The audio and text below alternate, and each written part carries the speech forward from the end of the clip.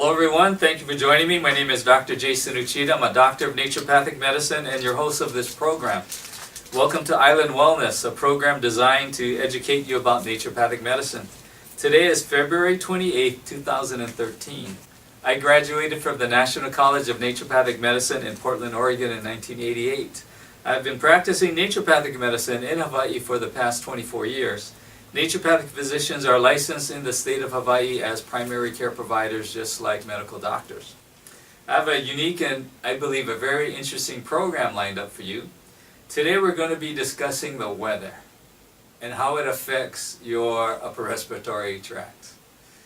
In many instances, you may not even notice it affects on you. I have two patients joining me to tell you their stories of how the weather has affected their sinuses and how performing a simple but effective therapy has helped them clear their sinus cavity, reduce the size of nasal polyps, relieve ear pain, ear congestion and headaches, improve sleep, mental clarity, concentration, and energy. Then we'll teach you this useful technique that helps drain your sinus cavity from congestion and mucus. The sinus draining procedure is called the nasal lavage or the nasal rinse.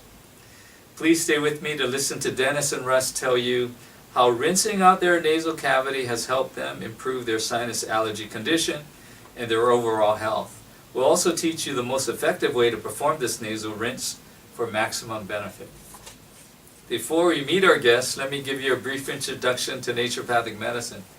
Naturopathic medicine is a primary healthcare system founded on the honored universal principle that the human body has the mechanisms in it to heal itself, no matter what the current status may be. Therefore, the human body is the ultimate healer. Furthermore, the physician's true role is to support this process by using modalities of treatment that work in harmony with the body's natural healing ability. Hippocrates, the father of modern medicine, practiced these same principles thousands of years ago. Well, that's enough about me and naturopathic medicine. Let's find out if it works. To help illustrate this, I typically ask a patient or two to share his or her experience with naturopathic medicine with you so that you can get a better understanding of how this safe and effective form of medicine works.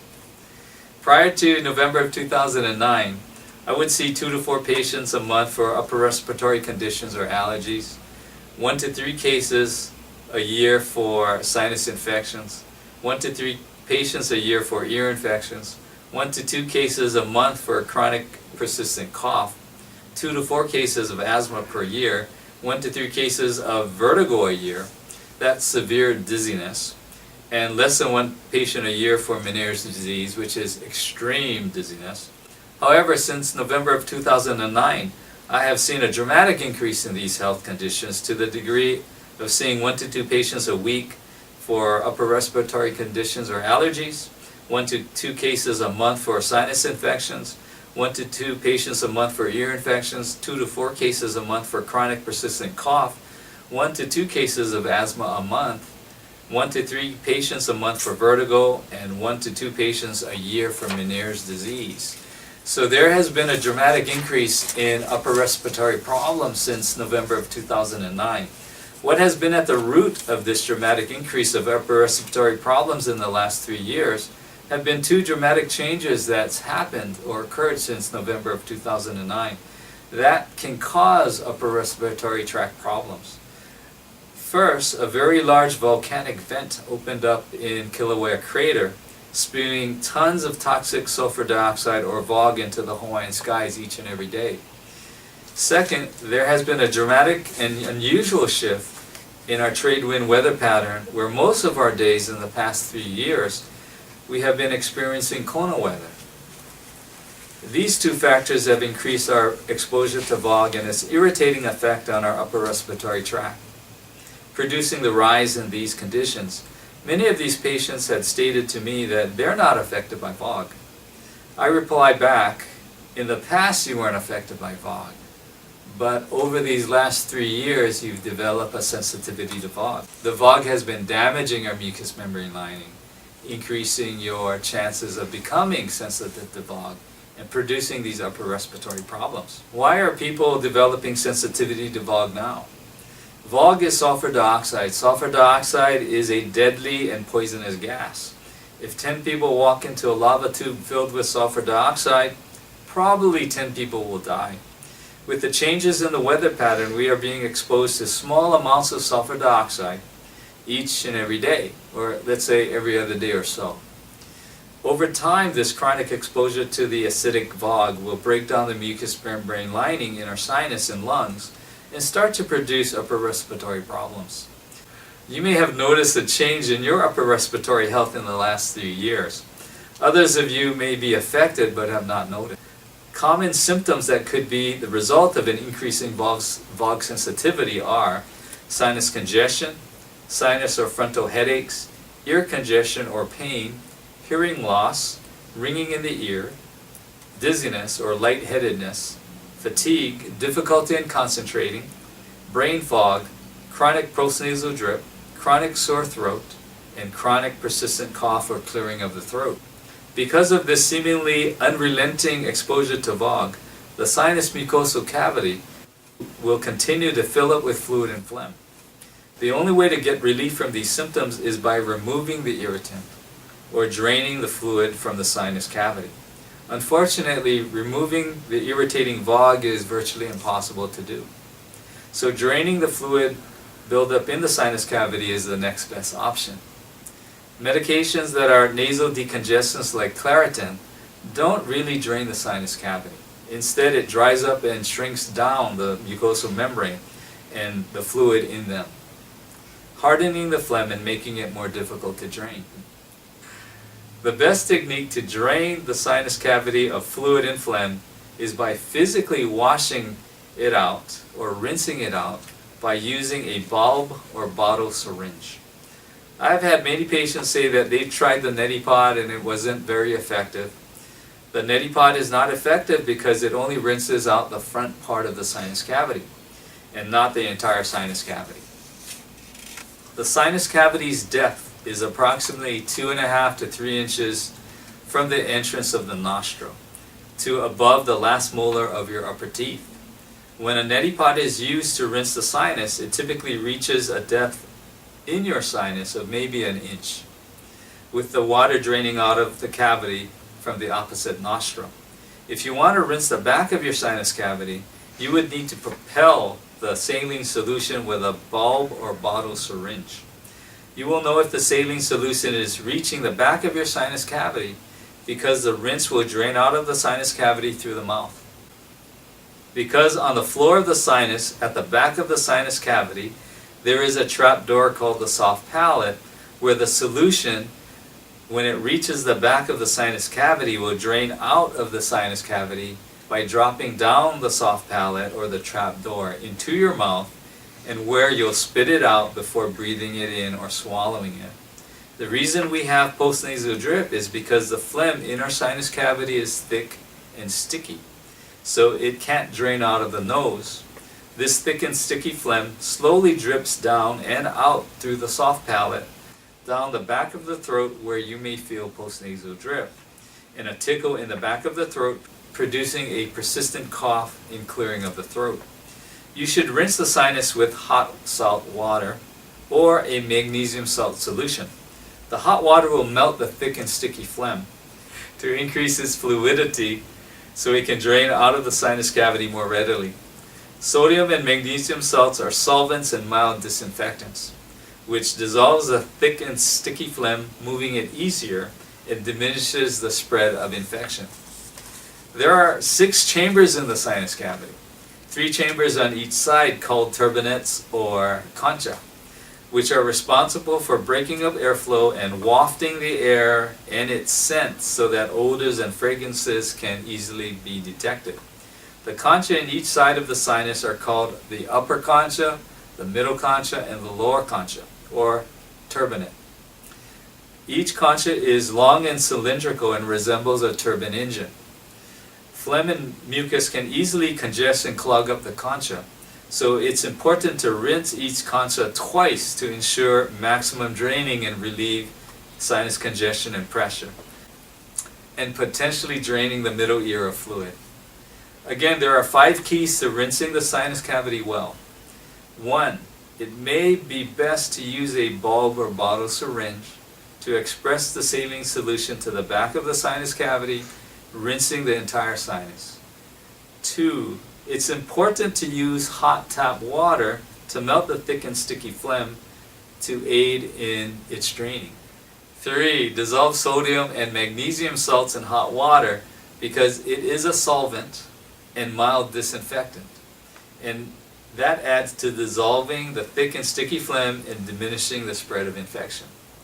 4. The solution should be draining out of the sinus cavity through your mouth. This tells you that you are rinsing the entire sinus cavity. The solution will only drain out the back of the sinus cavity down the soft palate and then out of your mouth. So if the water is coming out of your mouth, that means that you're rinsing out your whole sinus cavity. 5. Rinse each of the 6 sinus concha or turbinates twice. It will take about 12 ounces of hot saline solution to rinse the 6 concha twice. Now that I've given you the basics on rinsing out the sinus cavity, let's find out if it works. Let me introduce to you our guests, Dennis and Russ, so that they can share their experience with draining out their sinuses with the nasal lavage.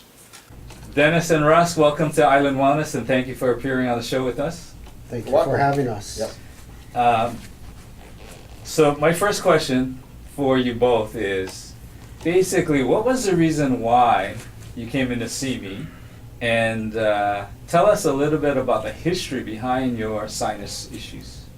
Why don't you go ahead and start, Dennis? Okay, mine started 3-4 years ago, and I started having polyps up my nose and my sinus problems. And so about 3-4 years ago, and I've been to specialists, ENT specialists, a regular general practitioner, and allergists.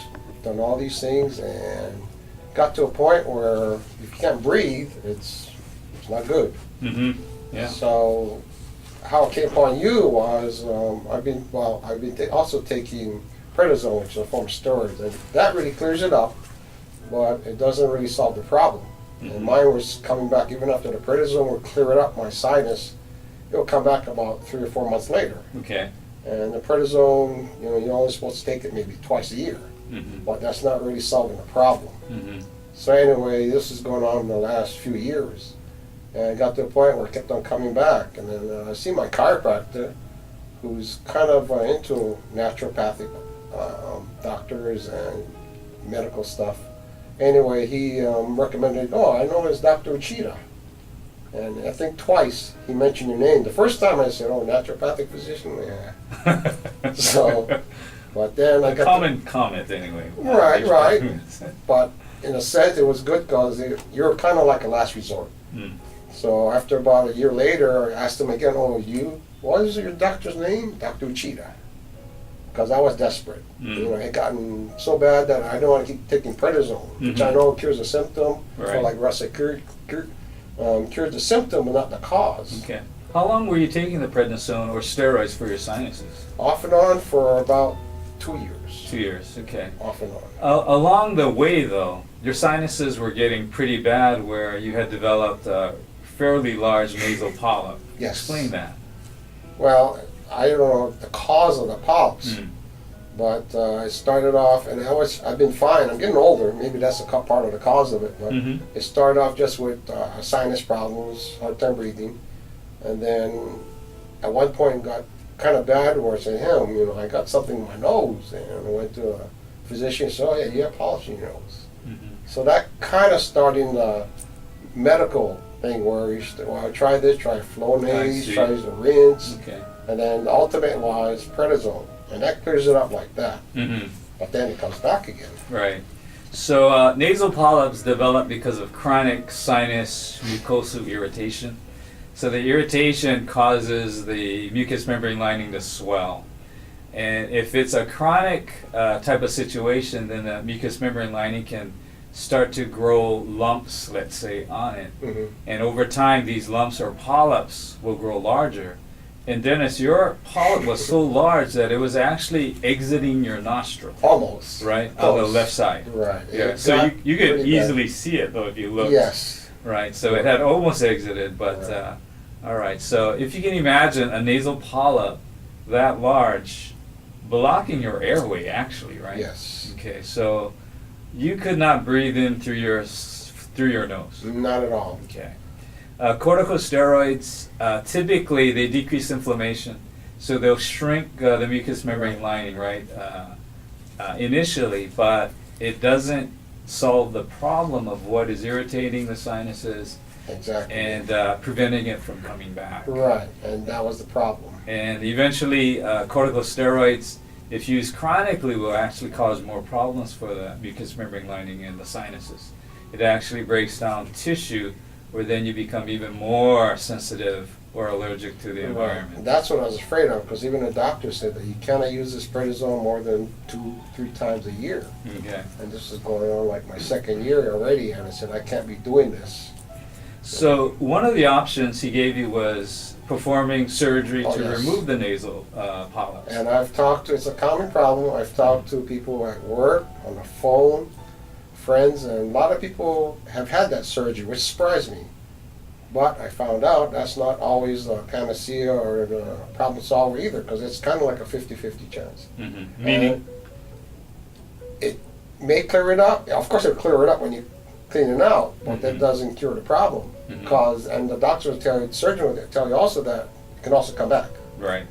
Because you're not fixing the cause Right. of the nasal polyp. And I've talked to people, it's kind of like half-half. Some who's had the surgery have been very successful and they swear by it. Mm-hmm. And the other half said, oh, I wouldn't recommend getting it. Because they went through all that, and it is painful and all. They went through Right. all that, and then they cleared it up, but then they came back again. Mhm. So why go through all that when, you Right. know, You're not really, right. you're going to be in the same place maybe a few years later or something. And last year, that's where I was at. Okay. Trying to decide whether to get surgery or something else. All right. And you're the something else. Okay. So we're going to find out what that something else is and how well that something else is working. So Russ, how about you? What was your road to coming in to see me? Well, initially, I've been having ear pains in my left ear for probably about 6 months. Okay. And I went to my internist, who then thought it was an ear infection. He put me on the antibiotics. So after that week of antibiotics, I still had my ear pain. Mm. So he then referred me to an ENT, a ear, nose, throat specialist, which then kind of came up to the conclusion that what was causing my ear pain was acid reflux. Mm. So he then prescribed me on omeprazole, and then also some acid reducers to stop the acid production in my stomach from coming up into my nasal cavity. Okay.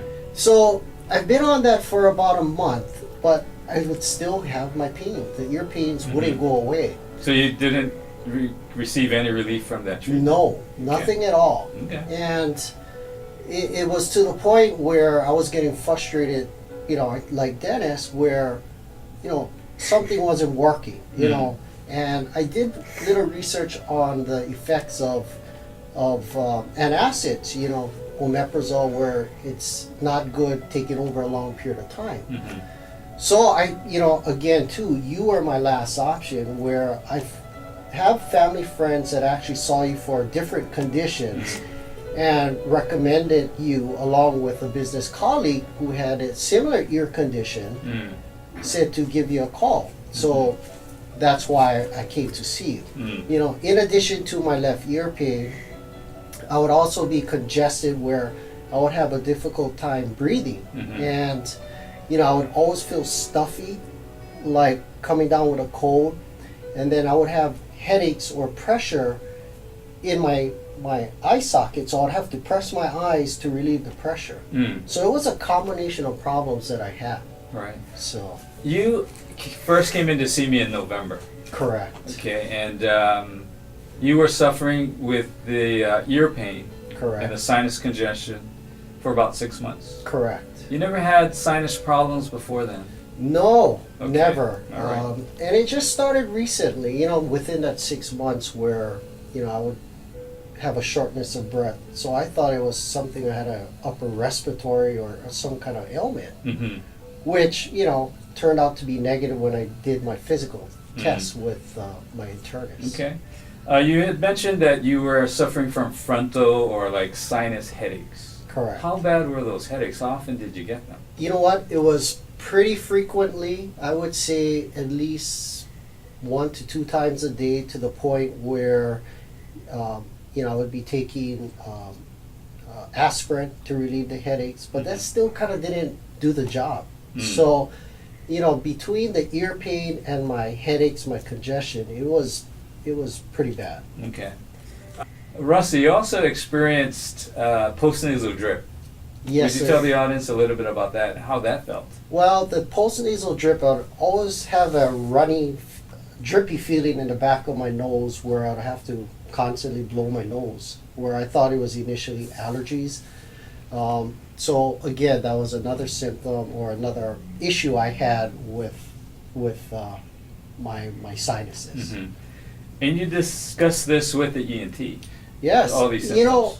Between my internist and my ENT, I told them exactly, my symptoms, what I had, and both of them didn't think really much of it, And when I first came to you, the first thing you did was you looked in my ear and you said, the reason probably why you have ear pain is you have fluid in your ear. I mean, that's something that was something so simple that you just recognized like that. Looking in your ear with like a light, looking at the tympanic membrane, looking behind the tympanic membrane, which is the middle ear chamber, and the fluid was there producing some pressure against your ear, causing the pain. Correct. You both had mentioned that you had seen internists and ENTs, and you mentioned that I was the last resort. Because you felt I was the last resort because you tried everything that they had recommended, and nothing had really worked. Correct.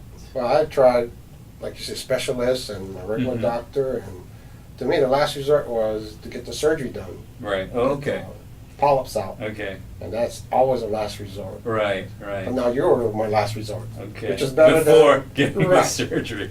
All right. Okay. So we know that you both had a lot of sinus congestion. So for you, Russ, the fluid in your middle ear was getting in there because your sinus cavity was filling up with phlegm or mucus or fluid. And the fluid was getting into the middle ear chamber because your middle ear chamber is about the level of your eye, maybe a little bit below that. So the amount of fluid in your sinus cavity was at least up to your eye level, maybe even higher since you had the forehead or the sinus headaches. Correct. All right, so I had mentioned to you the best way to drain the sinus cavity was using a technique called the nasal lavage or the nasal rinse. A lot of people understand that as being using the neti pot. Had you done that before, Russ? Myself? No. Myself, no. You had never used the nasal rinse before? Not prior to all these problems. Okay. And I've tried over-the-counter commercial, what do you call it, supplements or like vitamins. There's a well-known one on the market, and I won't mention brand names, but it's for sinus problems, and it lists about 10, 15 different sinus problems. And depending on what problem you have, you order this specific thing. And it's for sinuses, specialized. You take one pill, and it's supposed to be a cure-all. Okay. And online, you can Google it like that. It's panacea for all your sinus problems. And you tried that? I tried that. You gave it a good try? Oh yeah, I thought at first it was working at first. Okay. Because it seemed like, this thing started clearing up. Maybe it was coincidence. But after, I'm pretty sure I used it at least 3-4 months. Okay, that's a good And try. it takes a while too. Right. And eventually, but one thing, it gets kind of expensive. And after a while, I'm thinking, you take one pill a day, and it's supposed to cure everything up here. Oh, okay. Oh, So, that would be a miracle. I tried that also. Right, I tried that also, and that didn't work. Good. That was a natural product. Yeah, it was. Okay. It was not like Okay. even over the counter per se from Longs or places like that. It was online. You can only get online, I guess. Okay. I gave you both some naturopathic, herbal, vitamin, mineral formulas to drain your sinuses also. But the downside with that is they are safe, and they do drain the sinuses, but they do cost a lot of money over Yes. time. So the option to that would be rinsing out the sinus cavity. And Russ, had you ever done a nasal rinse before? Unlike Dennis, yes, I did. Okay. I've tried that neti pot, and tried it for about a month prior to coming to see you. And, you know, after the 1 month, I still had the same symptoms. It didn't go away. Okay. And, you know, now I understand why using the neti pot is not good as, say, what we're going to talk about later on. Right. But, you know, in your response to supplements, you know, they are a little expensive, but if you're looking long term, I believe in it. You know, between that and the nasal rinse using the bulb, which we're going to be talking about, that is the biggest saver for me. Okay. So the neti pot wasn't very effective on draining your sinuses. No, it wasn't. Basically, I would still feel the same for the 1 month. Okay. And it was because the neti pot only gets a certain part of your sinuses and not the complete middle and upper, which, you know, you discussed. Right, okay. A lot of patients mention the same thing. When I ask them if they used the neti pot before, a lot of them will say, yeah, I used that and it wasn't very effective, so they stopped. And the reason why is because the neti pot you kind of pour into your nostril. Correct. And it only rinses the first maybe half of the sinus cavity, the outer half. But the sinus cavity does go back into your skull quite a ways, about maybe 2.5 to 3 inches from your facial bones.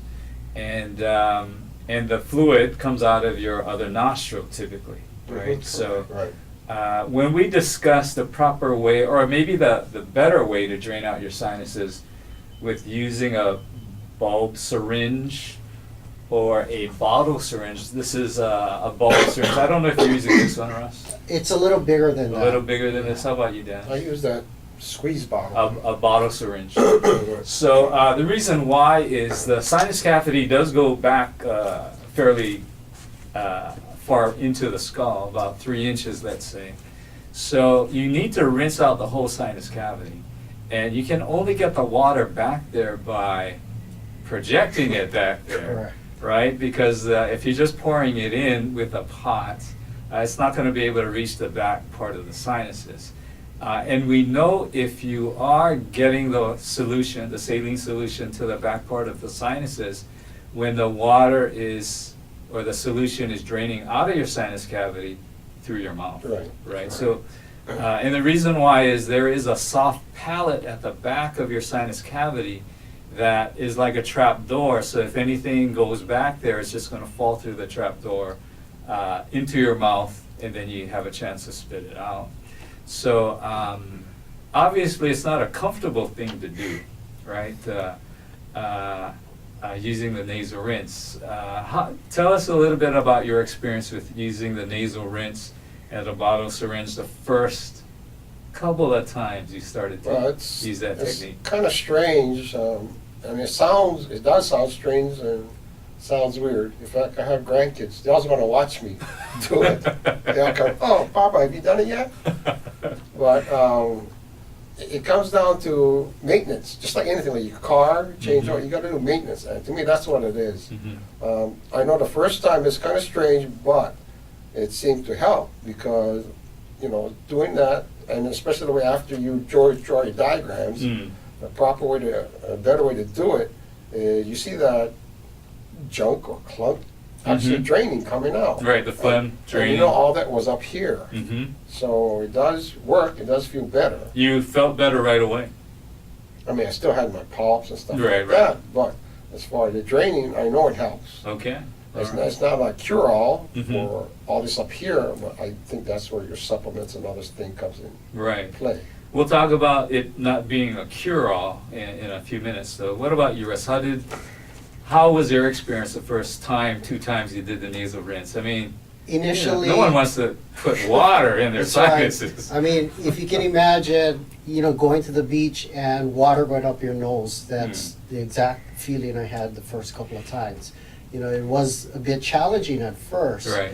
but the more you do it, it becomes second nature. Right. So like Dennis was saying, that the first couple of times I did it, I mean, I would see crud coming out of my nose and then also my mouth. And I didn't realize that you need to get it way back deep into your sinuses to clear it out. Right. And within that first night, I felt a lot relieved. I mean, my nasal passages felt a lot clearer because I didn't realize I had so much gunk in there. Typically, that when I did do the neti pot, none of that would come out. So that's why that nasal bulb really, to me, does a job that gets all the way back into your sinuses. There's a couple of other keys too, though, with draining the nasal cavity that we talked about on your first visit. One is using hot water as part of the solution. Hot water, because the reason why the sinuses aren't draining the mucus is because the mucus or the phlegm is fairly thick and sticky. That's why it's not coming out of the front of your nose. And to help it drain out, we gotta melt it so that it can dislodge from the sinus cavity and drain out of the mouth or the nostrils. And we also use either a little bit of salt. You can use table salt, Hawaiian salt. It doesn't matter, but typically, let's say about 1/4 of a teaspoon per 10 to 12 ounces of hot water. And salt or magnesium salts that come in the packet. So if you have hypertension, you're concerned about using salts, you might want to use the magnesium salt packets that they sell at Long's drugstores or CVS, Costco. The health food stores typically carry them too. Basically, they are mild disinfectants, prevent infection, but also they are solvents, so they help dissolve the mucus. And if you use that combination, the mucus will flow right out of the sinuses. All right, and the sinus cavity is fairly big, right? It typically is from the bottom of your nose all the way to the top of your forehead. So that's a fairly large area. And it's both sides of your skull. And like we had talked earlier, there are 3 concha or turbinates called the lower, middle, and upper turbinates or concha that we have to rinse out because the phlegm will get kind of tangled and stuff in there.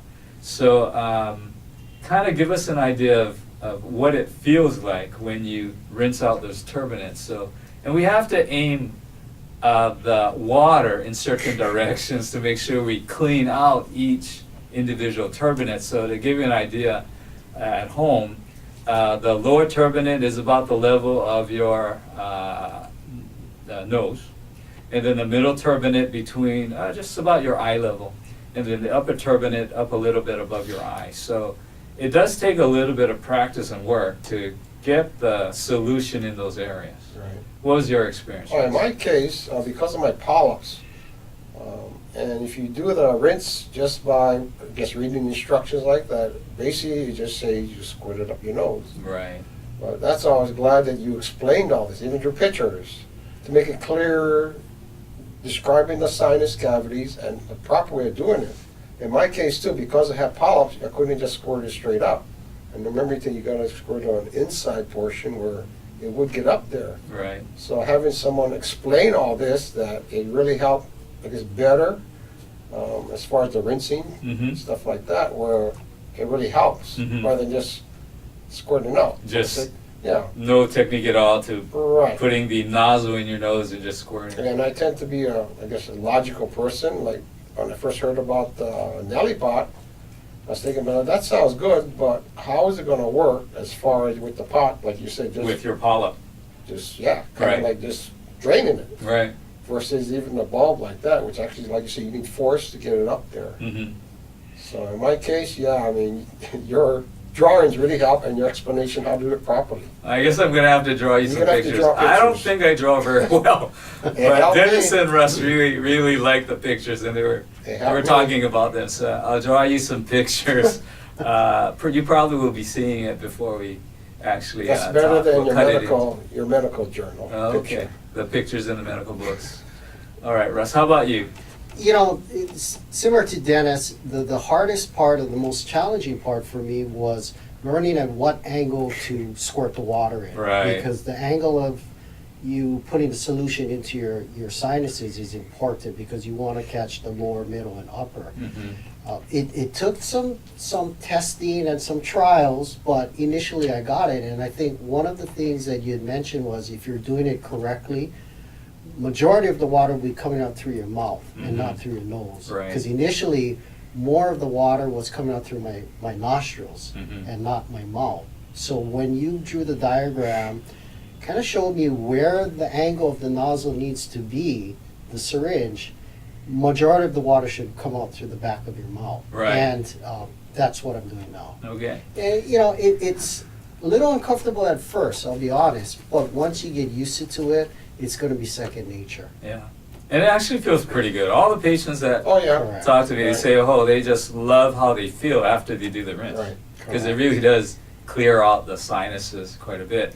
So Russ and Dennis, you guys both made important comments regarding the position of the nozzle that's going into the nostril. Because most of the time, let's say we're sitting in your right sinus cavity, and the nasal septum is the wall or the windows that Russ and Dennis are sitting next to.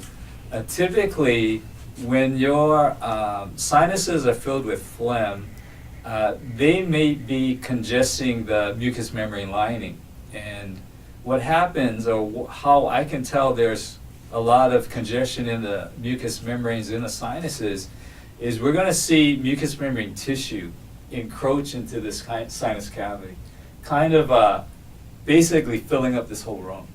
And that's why when Dennis mentioned, you gotta put the nozzle close to the nasal septum or the midline of the nose, because then you can wiggle the nozzle away from the tissue that's encroaching into the sinus cavity.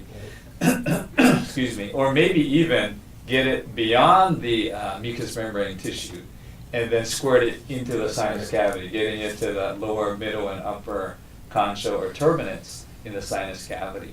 A lot of patients will say, you know, when they first try it, in the past anyways, yeah, when I squirt the water into my sinuses, it just bounces right out. And the reason why it's bouncing right out is because they're aiming it in the middle of their sinus cavity, and it's hitting the mucous membrane tissue that's sitting in the sinus cavity, and it's hitting the tissue and bouncing right back out. So it is important to use the nasal septum or the median septum close to the mid area of your skull, and rest the syringe's nozzle right against there to get the water into the back of the sinus cavity. How did it feel when the water started to get into the back of your sinus cavity? A lot of people might be thinking out at home, you're like drowning because the water's getting back there and then it's coming down into your mouth. Well, for me, it does feel good. Initially, it's a little, maybe a little uncomfortable, but now if I get lazy and say I miss, because I do it twice a day. Okay. If I miss one, it's like I missed something. Uh, You get lazy. Right, Oh, I right. don't need that. And Right. then next day, it's like, I missed something. Okay. So it's kind of like, again, maintenance, Mhm. where, it helps a lot. Okay. And you feel better. To me, anyway. Yeah. Yeah, I do. I rinse my sinuses, even though I don't have bad sinus problems. I do rinse it maybe 2 or 3 times a week, just as maintenance. And I did rinse my sinuses last night, getting ready for this program. How about you guys? I Did did you rinse This this morning? morning. This morning. I go twice a day, All once a right, day. yeah. all right. And that's typically the, let's say, the dosage of doing the nasal rinse. If you do have chronic sinus problems, do it twice a day first thing in the morning and then again before you go to bed. Correct. So we talked about it's not a cure, right? You do have to do it regularly to gain ground. Maybe people at home are wondering, why isn't it a cure? You know, if it's draining your sinuses, then eventually you should be able to drain it enough that you're cured.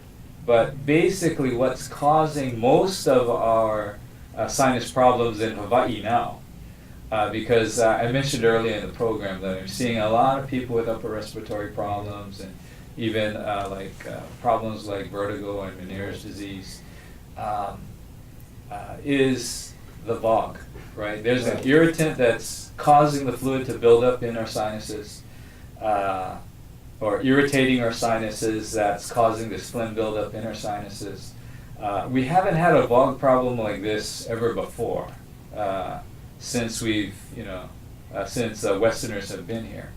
And unfortunately, the weather pattern has changed a lot in the last 3 years, where we have many more days of Kona weather than we did before. So the trade wind weather pattern has changed. So that increases the incidence of our exposure to fog, which is sulfur dioxide, toxic chemical irritant for our sinuses. Were you bothered by fog before? Not until I got older. Okay.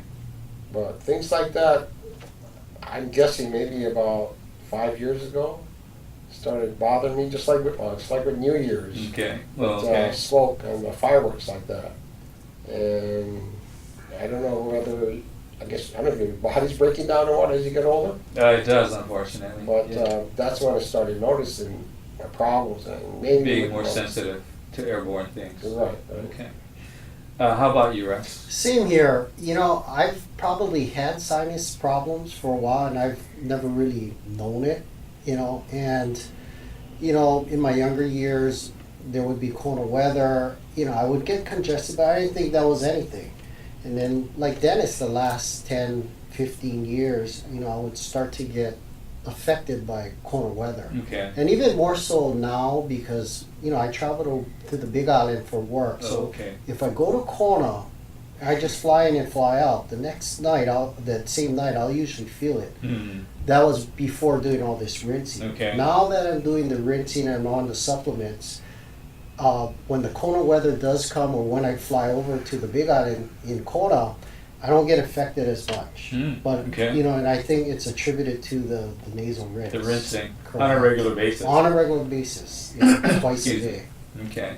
So, are you noticing more of an effect on the weather in your sinuses now that you're more in tune with your sinuses? I feel that way. You feel that that you can tell when it's Kona weather or when there's a lot of fog. Mm-hmm. Yeah. I do too. A lot of patients will mention to me when they first come in, and I say it's a sinus problem causing their ear infections or their postnasal drip or their chronic coughing.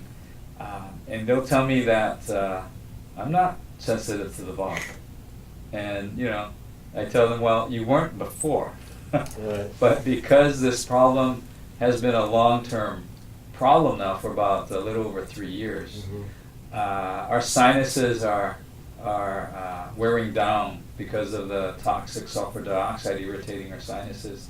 That pretty much most of us now are sensitive to the fog because of this chronic exposure.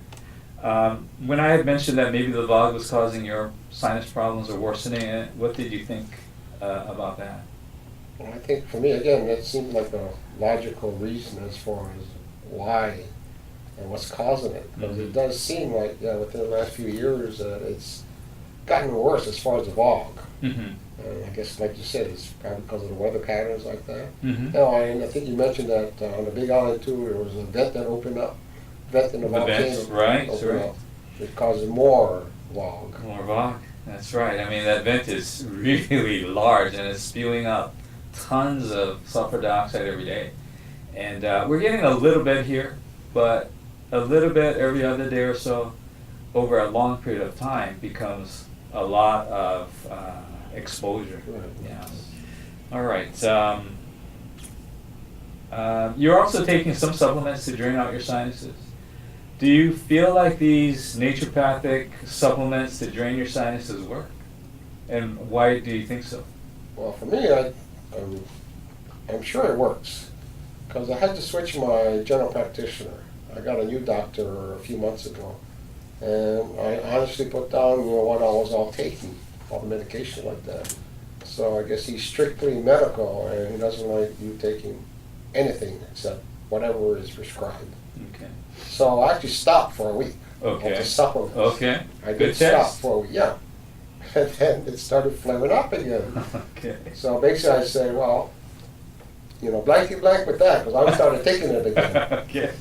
And it cleared up. Oh, All definitely. right. So Yeah. that's my personal experience. Okay. How about you, Russ? For me, the supplements do work. It's my ear pain is non-existent. It's gone away, Okay. and I attribute it to the sinuses. I mean, helping drain the sinus, and then also my nasal rinse. So yes, I'm a believer in the supplements. Okay. That's true. We're talking about the the nasal rinse or the nasal lavage as being this really, really beneficial thing, but the audience, they haven't heard yet from you two how much better you're feeling. So, Russ, you had mentioned that you had come in to see me because you're suffering from ear pain, and you had mentioned that has gone away. But you also had a few other symptoms. Correct. The postnasal drip, the headaches. The headaches, the pressure in my sinuses, all went away. And like I said, I think it's attributed to the nasal rinse and then the supplements. How quickly did they go away? Probably within the first couple of weeks, I started seeing results.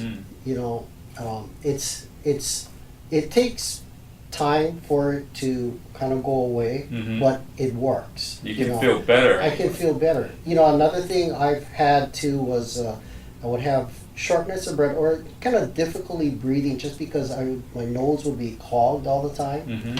And again, I cannot stress enough with the rinse and the supplements, I have an easier time breathing now. I'm not as congested. Okay. So it's a 180 degrees turnaround. How's the headaches? Headaches went away. You said you would experience them maybe twice a day. Yeah. You don't experience them at all now? No. You also mentioned that you had sleep apnea. Yes. Talk a little bit about that and how do you feel now? Well, I was diagnosed with sleep apnea, so I sleep with a CPAP machine. And around that same time I started having my earaches. When I would get up in the morning, I usually feel refreshed because I have the CPAP going through my nose.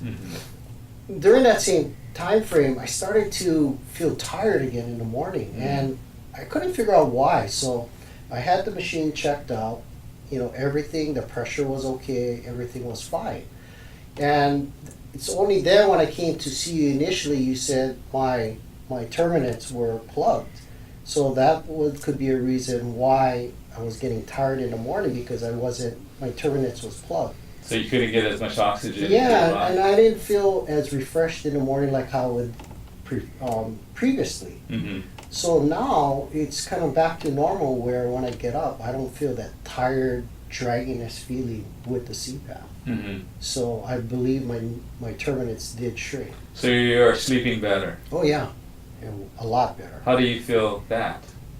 How do you feel like you're sleeping better? What does Well, that feel just like? when I know I'm in a deep sleep, when I get up, I feel refreshed. I don't have that draggy kind of feeling in the morning. And you're not feeling fatigued anymore? No. Okay. No. Dennis, yours was, a lot more physical, right? Because you had a nasal polyp developed. It was blocking up your major airways. Yep. And you basically couldn't breathe through your nose, right? You have to breathe through your mouth. Right, correct. And if that's uncomfortable, if you ever want to experience that, try, pinching off your nose for an hour. It's uncomfortable, especially when you're trying to sleep. Right. Can you explain how you can feel the improvement in those areas? Well, that was a big problem with the polyps, is that you can't sleep good. Because you can't breathe through your nose, so you have to breathe through your mouth. And when I had the polyps really bad, it's like getting up every couple hours, because you're not sleeping good. And get up every couple hours, and you got to try to blow your nose, drain, whatever you can. Right. But again, it's not like a complete sleep. Whatever it's 5, 6, 7, 8 hours. Mhm. Every couple hours I'd be getting up. So of course the next day You I'm feel tired. tired. Yeah, I doesn't feel rested at all. So you were feeling tired for a while. Oh, definitely. How's your energy levels now? Wow, a lot better when you can breathe. You know, I mean, you don't realize. I mean, I guess you take a lot of things for granted, Mm. and when you can't breathe. I mean, you know it too. When you can't breathe, there's no alternative. You got to be able to breathe through your nose. Right. And If it gets to a point where you try anything, especially Dr. Cheetah. You try anything to Yeah. be able to breathe. Yeah. And now I'm sleeping a lot better. You feel rested, Okay. and I don't get up every couple hours just to sick because I can't breathe. How's the nasal polyp now? I mean, it's fairly large, right? Oh, In one of your definitely. nostrils, it was almost exiting the nostril. Yes. You could easily see it if you Just look. looked up your nose. Yeah. How's the nasal polyp now? Well, I would say it's controllable. It's not 100% cured, Right. but it's very controllable because before I came to see you, like I explained, my polyps would develop every 3 or 4 months. Mm-hmm. And at that time, the only so-called cure was to take prednisone, which is a steroid, Mm-hmm. and that's not good. And Mm-hmm. after I was taking that off and on for about 2 years, and I was telling myself, I can't be doing this. And again, the alternative to that was surgery, Mm-hmm. which I found out is not a cure-all also. Mm-hmm. So coming to see you, I mean, it's not one thing, but you explained the rinse, the supplements, and other things like that where it helps. And knock on wood, it hasn't come back Mhm. per se as bad. And it's been a while, right? You came in to see me June Last year. 2012. So, and today is February 28th, 2013. Well, like I told you, last May, I remember this day specifically, was the last time I took prednisone. Because it had gotten so bad that I told my doctor I need it. So of course, when I took that, it cleared up right away. But then I'm thinking to myself, previously 2 or 3 months prior to that, I had taken it again. Mhm. So, and the doctors tell you can't be taking this all the time. Right. So after I cleared it up, then I felt real good. But then I think it was like, well, now, what am I going to do in 3 to 4 months? I know it's going to come back. Mm. And that's where I was getting desperate again. I said, I can't be taking this again. So what do I do? And that's what, You were being proactive. And that's a good point you'd mentioned. The last time you took prednisone or any other corticosteroid was back in May of 2012. So it's been, I don't know, about 8 months now. almost. Yeah, right that on the you've gone year. without medication. Have you gone without medication for 8 months before? Definitely not, no. All Like right. I said, it was about and I tried to stretch it out. Right. Because I know prednisone works. I would try to stretch it out as long as I can, 3 to 4 months. Mm-hmm. But again, that's not the answer for all these, I know, but, I mean, you know it too, when you have medical problems, you just want it cleared up. Right. Doesn't matter the cost, you want it cleared up. Mm-hmm. I'm glad you're feeling good about it, because Oh, I am. it's not an easy thing to do, right, doing the nasal rinse. It does take some time. It's uncomfortable initially. Most people are a little bit clumsy when they're doing it initially, but Mhm. over time you get pretty efficient at it. Oh, yeah. It's like a routine stuff where it becomes like brushing your teeth.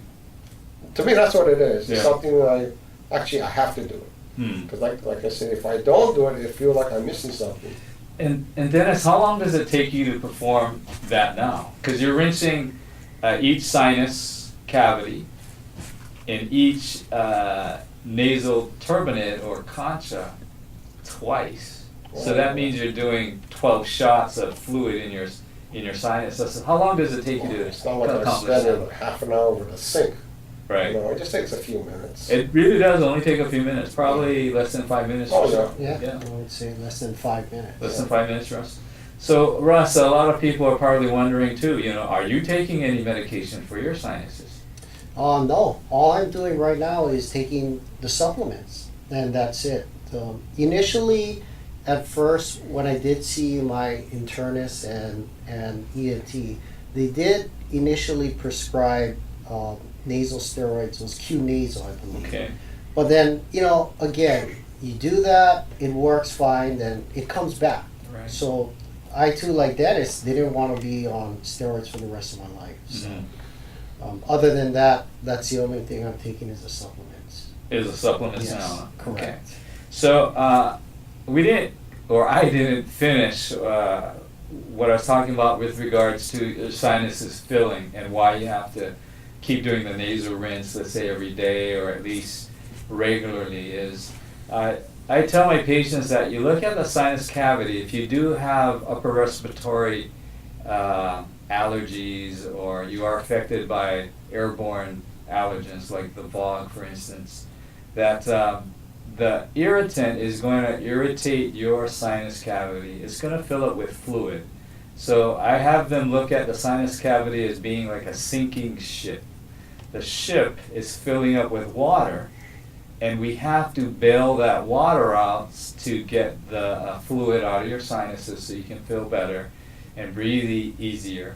But let's say when it comes to fog in Hawaii now, we're exposed to that regularly.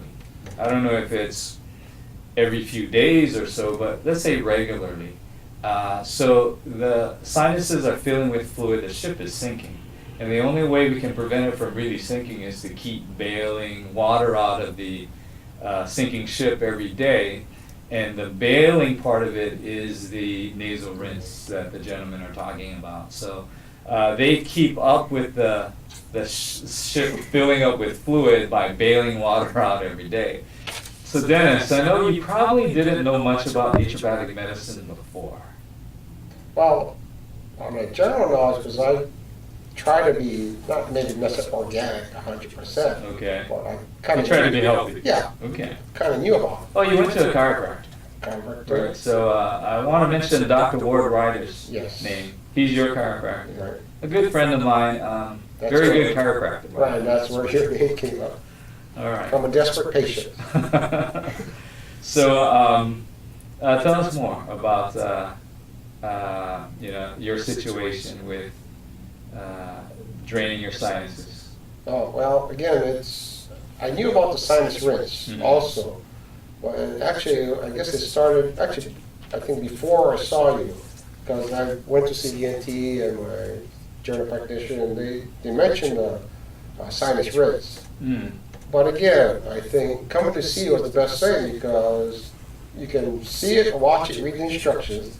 Not the same as having a professional actually explain the reason you're doing this, the proper way, better way to do it, the rinse, and then with the hot water. Right. And it's, I think like Russ said, at first it's a little uncomfortable, but again, it becomes maintenance, secondary nature, you automatically do it. And then that's it. It does help clear, like for mine, not to do it again, I haven't had my polyps come back, as bad especially, so I can breathe. Very good. You mentioned that your internist and maybe even the ENT went over how to do a sinus rinse with a neti pot maybe, but they just handed you instructions. Well, they didn't even have the instructions. They said it's available. It's on. They just Whatever. You go to the store and the packet itself, sinus rinse has instructions on how to do it too. Well, it's not the same as someone who knows how to do it the better way and the proper way, and using hot water, the proper way to do the 3 terminates or whatever you call it. Right. How to rinse that out, the proper way to get it past, like in my case, the polyps like that. But before, like you said, if I tried to do it straight up, most of it would just come right out. Right. Or come back out because Right. I wasn't doing it properly. Tell us about what you feel about naturopathic medicine now. Because you didn't know much about it before. Yeah, not really. Okay. But I'm a believer that, especially when you have a doctor, professional recommending you take these supplements. Again, I don't even take aspirin or Tylenol, very rarely. Okay. I don't get very many headaches, but when I do, I kind of like tough it out. Right. So I don't like to take a lot of even over-the-counter medicine, pills. I don't even take cough syrup or cough stuff like that. So I have no problem with taking naturopathic supplements like that. I don't know what's in it, but you're recommending it, so I'm going to take it, and it's been helping. So I don't know. I'm a believer in that. What would you want to say to anyone who is suffering from chronic sinus problems, or a lot of people don't even know they have a sinus problem? you know, they have, let's say, a chronic cough or chronic postnasal drip, maybe even pressure in their ears, or maybe even pain in the ears. Well, I think, like, for myself personally, it comes down to just being comfortable and healthy, being able to breathe. If you have sinus problems, I mean, you know it too, you can't breathe. Mm-hmm. And that's kind of like, I don't know, it's a stoppage right there. You don't feel good, you're tired, you don't sleep good, Mm-hmm. a whole bunch of other problems. And again, I've been through all of it, where the last resort is seeing a surgeon. I've been to allergist, ENT, my regular physician, and as far as I'm concerned, they really didn't fix my problem. Okay. So you gave it a good try. You didn't just Definitely. jump from your internist to see a naturopath. You saw allergists, ENTs. Well, to be honest, I never knew you existed. You know? You were never there, which, to be honest. Yeah, not And too I many do- people have heard of naturopathic medicine. Right, and then I see Dr. Ryder, my chiropractor, who I go on a regular basis for natural adjustment, Mm-hmm. which, again, logically, you know, you adjust your spinal column so everything flows out, Mm-hmm. which, again, natural stuff. Right. So I'm a believer in that, and then I just, again, like I said before, he mentioned your name twice, Okay. and it took the second time Okay. before I said, where is he, what's his phone number? Because at that point, I was desperate. You actually picked it up fast. A lot of people probably would need to hear it maybe 10 or 20 times. Well, Yes. again, when you can't breathe, Yeah. you're desperate. And I didn't want to do surgery, because I knew that wasn't a cure-all. You know, a lot of people think, you know, when they hear naturopathic physician, they might think quack. So what do you think now? I won't say that. I mean, I wouldn't call myself a non-believer, Hmm. but now I'm a believer. Okay.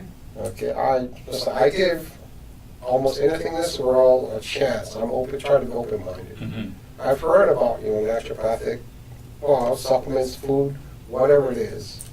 But and I still believe in medical field too, for a lot of things. Mm-hmm. But again, when something happens with your health, if you don't have your health, it doesn't matter, I guess it doesn't matter how much it costs, but up to a point where I know, it's not so-called, it's relatively not really expensive, but it's not covered under insurance and all that. Right. Well, Most people. Right. Right. But it got to a point where, you know, to me, it doesn't matter what it costs. Yeah. Because I wanted my breathing, my nose fixed, Okay. for my health. And that's the beauty of this whole thing, is what we're talking about with the nasal rinses. It virtually doesn't cost much, right? You can buy a ball syringe, which might cost you, I don't know, $4 or $5, and then table salt, right? So I know a lot of people are wondering which way they should go. So Dennis, what salts do you use to rinse out your Well, sinuses? personally, I tend to be lazy, so I buy the kit. There's a kit out there. With, Okay. not the Nelly pot with the squeeze bottles, the little Mhm. squeeze bottle. So I buy the Okay. kit. And Where'd you get yours at? Well, the first time was Long's Okay, on sale. okay. It's pretty reasonable. All right, there you go. Right, you can buy the kit, which has the bottle and a packet of rinse, 50 rinses, or Okay. they also sell the packet box, which I think has 100 rinses in it, Okay. on sale for $10. Wow, that's a pretty good price. So, and like I have high blood pressure, which I do take blood pressure medicine for Okay. that. So that's why I use the rinse too, the packet. Right, you want to avoid the sodium. Right. Okay. How about you, Russ? For me, the mornings I use the salt, the quarter teaspoon salt with 10 to 12 ounces of water. Okay. And in the evenings, I use the premix pack, which Dennis was talking about, where they have, I think one packet is for 8 ounces of water. Okay. And the reason I just mix it up because the pack itself, to me, it doesn't burn as much as just using the salt and water. Okay. So I use a combination of both, but I use the nasal bulb, which you had shown, but it was actually a bigger one. Okay. The one that you get from the hospital for when you have a child, to suck up. Oh, all that yeah, goop. yeah, okay. It's a bigger size bulb that I use because I can shoot more water into my sinuses. Right, okay. And talking about shooting the water in your sinuses, before we end and before we ask you your last questions, Russ, you don't want to press the bottle or the bulb too hard. Correct. You want to. Right, You don't want to right. be like projecting it in there at a really high force, because your sinus cavity is somewhat gentle tissue, but it can tolerate a lot of heat or hot water. So it's basically hot tap water is what we recommend you use. But Russ, tell us what happened when you were really getting into the nasal rinse. I was really getting into the nasal rinse by, and I know you laugh about it because I was to the point where I would squeeze that bulb and you would have a force of water going down my nose. Well, at the same time, as soon as I did that, my nose started to bleed. And that's when you told me you can't be shooting at water with such force because your tissues, will tend to tear. So you got to be a little bit more gentler. Right. So ever since you told me that, my nose has not bleed any time already. So it's the pressure is very important. Do not put too much pressure into Right. it. You need to have firm pressure though Yes. to get it in the back of the sinus cavity. But you don't have to really like blast it in there. Yeah, Right. I've learned my lesson on that. Well, I think the bottle that comes in a kit that's why it's designed, because you really can't, even if you squeeze it hard as you can, It won't. it won't explode into your nose. Oh, It's okay. just the right amount of pressure. All right. Or you can squeeze it softly too. So, Okay. but if you squeeze it hard, I don't think there's enough pressure that will squirt it up with too much force. With too much force and hurt your sinus You're cavity.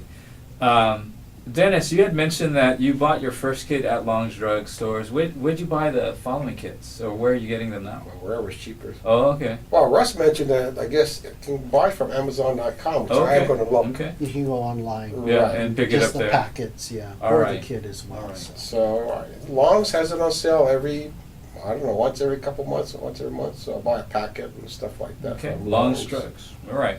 Russ, how about you? You probably hadn't heard about naturopathic medicine before you came in to see me. No, I haven't. Okay. I haven't heard much about naturopathic medicine. And again, like Dennis, you're kind of like my last hope because, Hawaii being so small, you talk to people, and, our best man on our wedding party actually was a patient of yours. He had eczema, I believe. We can and mention his name.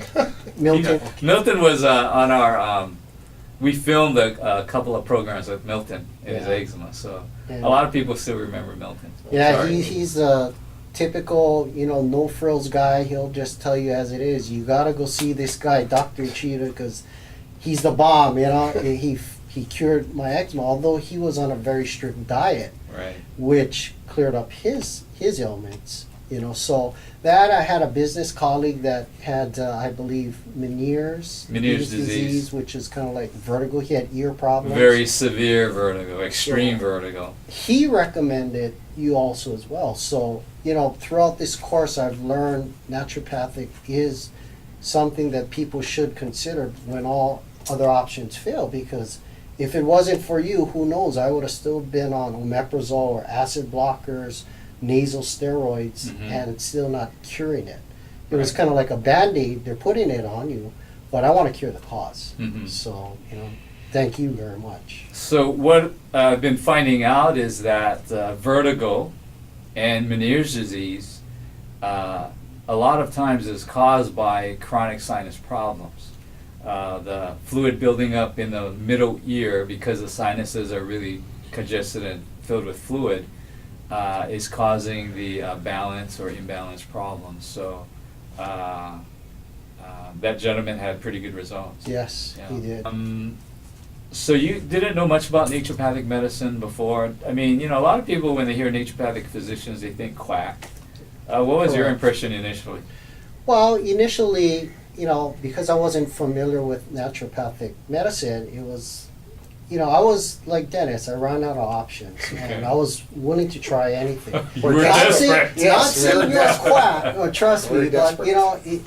I ran out of options, and to me, my doctors couldn't help me, Right. so I needed another option, and I was willing to try anything. Mm. And thankfully, your name came out. The two people recommended you, and that's why I'm here today. I mean, it's a testament to you and your practices because you really helped my nasal congestion, my earache go away. So Oh, I'm a was- believer, 100%. Okay. So your impression of naturopathic medicine is pretty positive now. Yeah, I mean, I would tell anybody that has similar issues like us, like Dennis and I, or anything else, if they feel that they're out of options to give naturopathic medicine a shot, because I think it does work.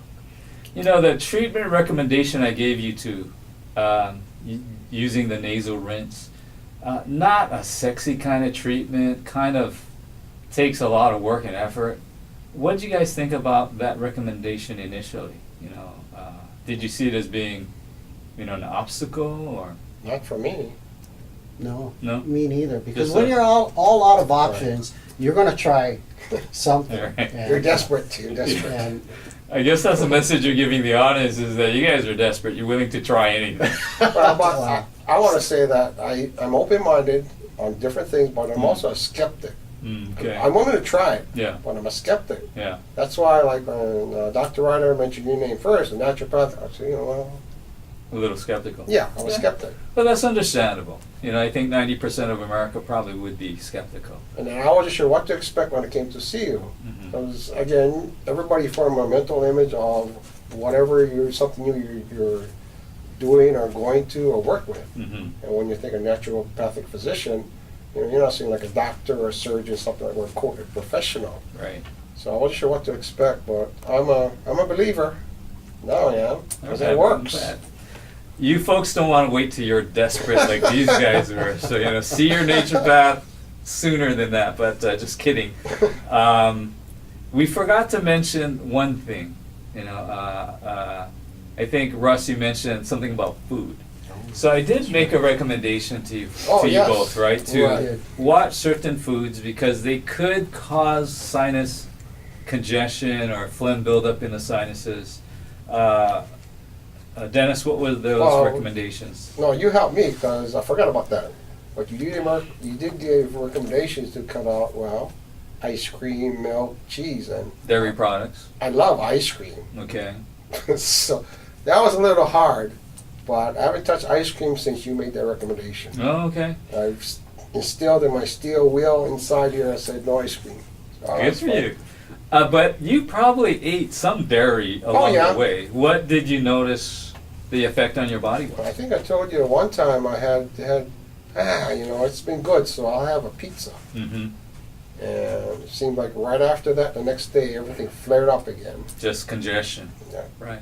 So dairy products unfortunately does cause phlegm buildup in the sinuses. How about you, Russ? Which foods did I the recommend four you avoid? you said to stay was corn, soy, dairy, and citrus. Okay. Those are the four, which to me the hardest one I have trouble with is soy, just because we're in Hawaii, everything is terry beef, Oh, terry right, chicken, right. soybeans, tofu, and I love all those.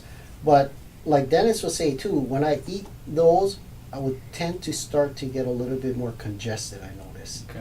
So I'm working on staying away from those items. But Right. it does, I do feel it when I do eat it. Eat though. them. Yeah.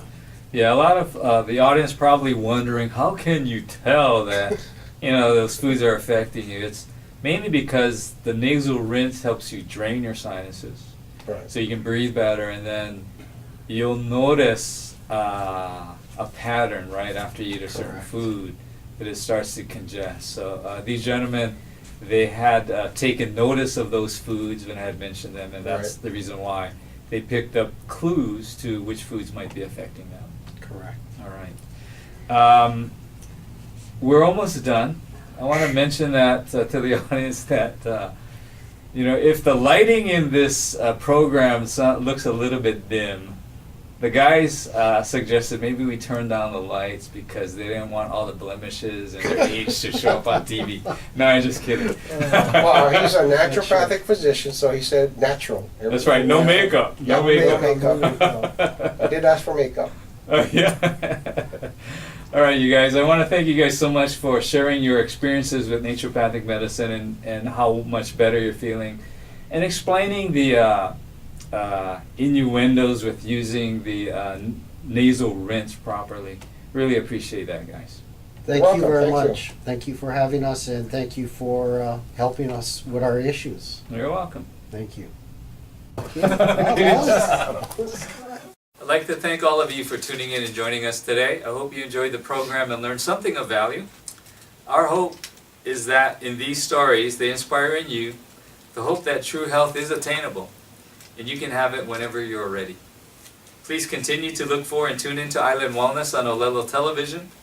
We have more incredible heartwarming stories of people overcoming chronic disease and illness in the next few months. Watch Ron, the miracle man, tell his story of beating the paralyzing multiple sclerosis with naturopathic medicine. If you're still wondering if naturopathic medicine really can cure psoriasis, tune in to watch Annette and Evelyn tell you their stories 2.5 years later and update you on their psoriasis status. Jason returns to update you on his epic battle against the deadly genetic cancer of von Hippel-Lindau disease. Finally, can naturopathic medicine heal a severe skin infection without antibiotics? Did you ever hear the adage, a picture is worth 1,000 words? Well, we have pictures. My name is Dr. Jason Uchida. I hope to see you next time. Goodbye.